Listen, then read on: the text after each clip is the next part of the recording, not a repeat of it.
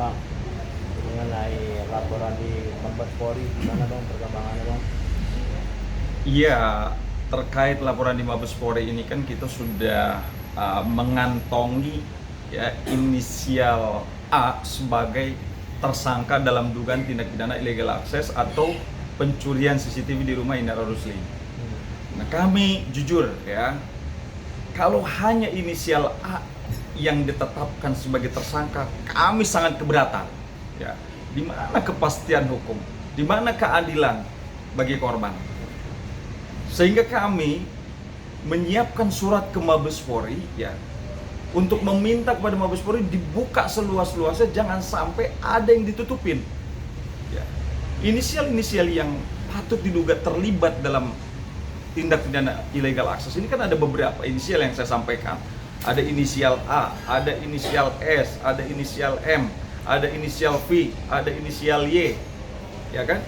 Ada inisial istrinya A.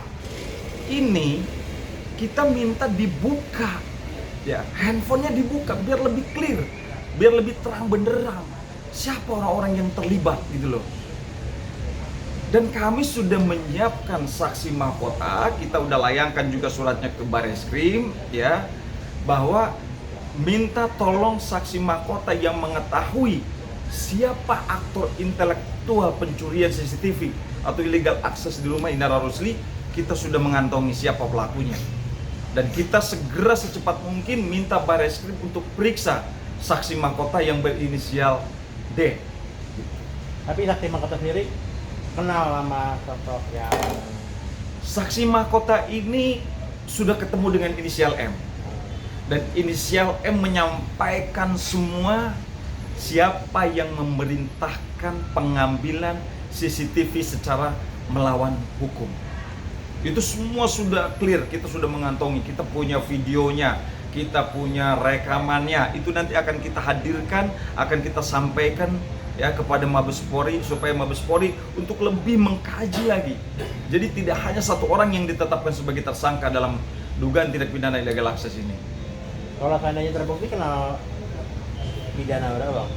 Oh jelas, ini sanksi pidananya kan dia pasal 32 Undang-Undang ITE ayat 1, ayat 2, ayat 3. Apalagi dia misalkan mentransmisikan, kemudian dia merubah, ya kan, menambah dan disebarkan, ya kan, melalui media sosial. Ini sanksi pidananya nggak main-main.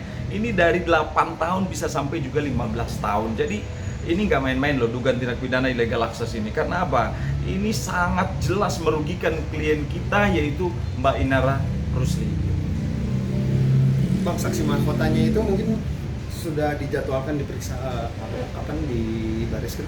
Ya, kita sudah menyampaikan. Kemarin saya sudah ketemu dengan kanitnya. Jadi untuk betul-betul dibuka secara terang benderang, ya kan, jangan sampai ada sesuatu hal apapun yang ditutup-tutupin atau mungkin belum kebuka semuanya. Makanya kita salah satunya adalah kita siap menghadirkan saksi mahkota yang tahu betul, sehingga nanti tidak ada alasan lagi bagi Bareskrim Mabes Polri untuk tidak menetapkan orang itu sebagai tersangka selain inisial A gitu loh. Karena apa?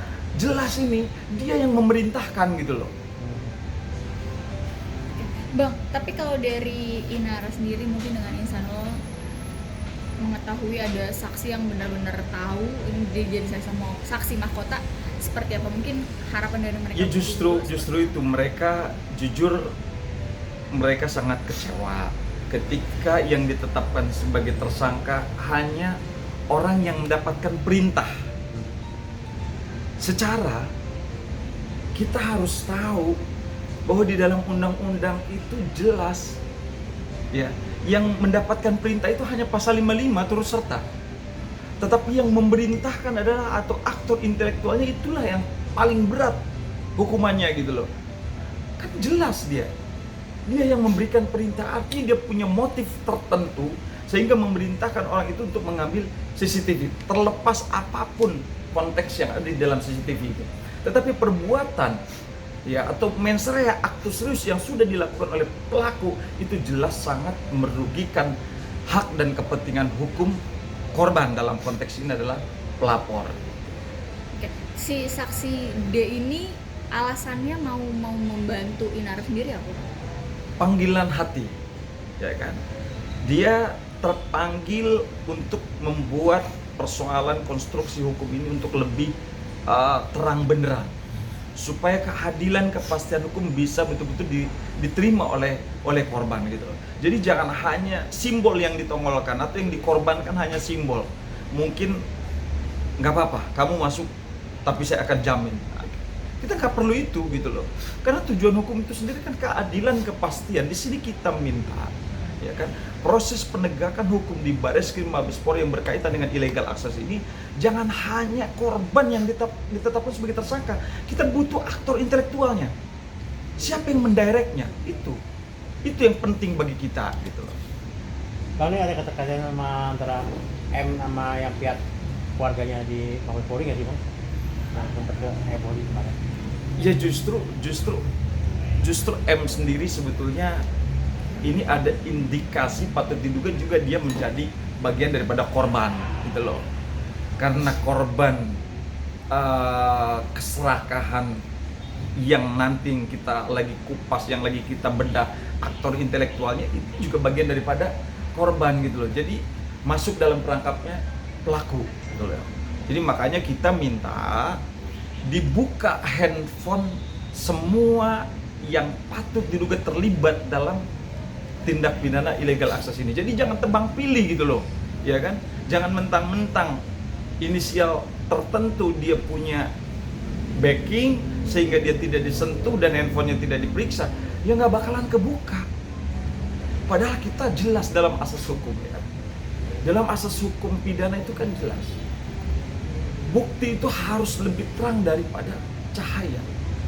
In criminalibus probatiam beden esse luce clarius. Sekarang bagaimana mau lebih terang daripada cahaya?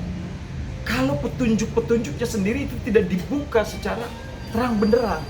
Handphone ini kan petunjuk yang utama. Pasti ada komunikasi mereka sebelum akhirnya terjadi tindak pidana yang bertentangan dengan illegal access ini gitu loh. Nah artinya ada petunjuk-petunjuk. Nah kalau nggak dibuka jadi nggak tahu gitu loh. Tapi kalau dibuka, saya yakin penyidik kalau buka handphone semua saksi-saksi yang patut diduga ada dalam lingkaran itu, ini akan kebuka lebih terang benderang dan hak hukum korban bisa didapat secara adil gitu. Bang, berarti si D ini mendapatkan informasi dari M. Ada reaksi nggak dari M? Pasti kan mungkin M akan berpikir wah ini pengkhianat atau segala macam. Iya justru kita bersyukur, artinya kita mendapatkan petunjuk baru lagi ketika kita mendengar yang ditetapkan sebagai tersangka hanya inisial A atau yang saya sebut dengan Agung, ya, yang berprofesi sebagai supirnya Mbak Inara. Ini sekarang kita udah mendapat petunjuk baru, ternyata dia hanya menjalankan perintah gitu loh. Ada orang yang memerintahkan. Nah sekarang kita butuh kepolisian bersikap tegas, objektif, ya kan?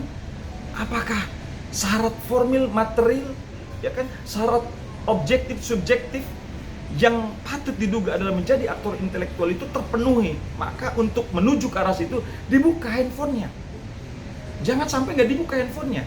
Klien saya aja Mbak Viola dibuka handphonenya, Mbak Yuni sebagai ART-nya Mbak Inara dibuka handphonenya.